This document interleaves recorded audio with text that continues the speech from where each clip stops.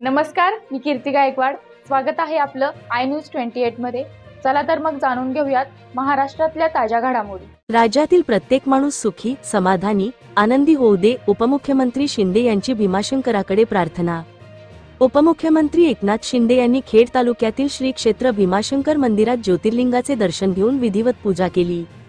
राज्यात सर्वत्र चांगला पाऊस पडत आहे. राज्यातील बळीराजा सुखी होऊ दे, चांगले पीक येऊ दे.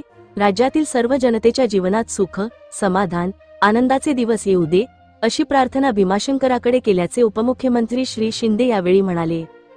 पूजेनंतर उपमुख्यमंत्री श्री शिंदे यांचा भीमाशंकर देवस्थान ट्रस्टच्या वतीने सत्कार करण्यात आला. यावेळी खेडचे उपविभागीय पोलीस अधिकारी अमोल मांडवे, तहसीलदार तथा देवस्थानचे कार्यकारी विश्वस्त प्रशांत बेडसे, गटविकास अधिकारी अर्चना कोरे, श्री क्षेत्र भीमाशंकर देवस्थानचे अध्यक्ष एडव्होकेट सुरेश कौदरे, विश्वस्त मधुकर गवांदे, दत्तात्रय कौदरे, रत्नाकर कोडिलकर, सरपंच दत्तात्रय हिले आदी उपस्थित होते. भीमाशंकराचे दर्शन घेतल्यानंतर उपमुख्यमंत्री श्री शिंदे म्हणाले, राज्यातून, देशभरातून लाखो शिवभक्त येथे श्रावणातील सोमवारी दर्शनासाठी येतात.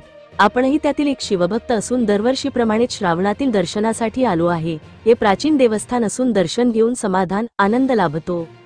श्री क्षेत्र भीमाशंकर देवस्थान विकास आराखडा 280 कोटी रुपयांचा तयार केलेला असून येथे येण्यासाठीचा रस्ता चांगला करण्यासह येणाऱ्या भाविकांना सोयी सुविधा मिळाव्यात यासाठी आवश्यक ते प्रयत्न करण्यात येतील, असे श्री शिंदे माध्यमांशी संवाद साधताना यावेळी म्हणाले.